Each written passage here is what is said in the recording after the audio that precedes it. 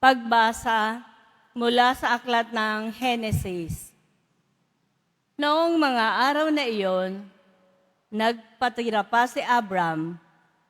Sinabi pa sa kanya ng Diyos, "Ito ang aking tipan. Ikaw ay magiging ama ng maraming bansa. Hindi na Abram ang itatawag sa iyo, kundi Abraham, sapagkat ginagawa kitang ama ng maraming bansa.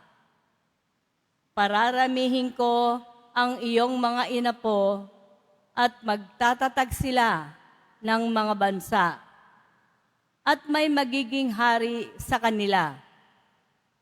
Tutuparin ko ang aking pangako sa iyo at sa iyong lahi, at ako'y magiging Diyos ninyo habang panahon.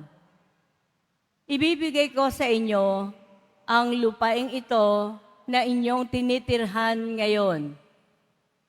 Magiging inyo na ang buong lupain ng Kanaan habang panahon, at ako ang magiging Diyos ninyo.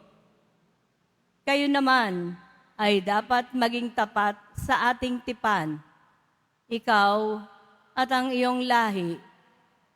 Sabi pa ng Diyos kay Abraham." Ang salita ng Diyos. Salamat sa Diyos.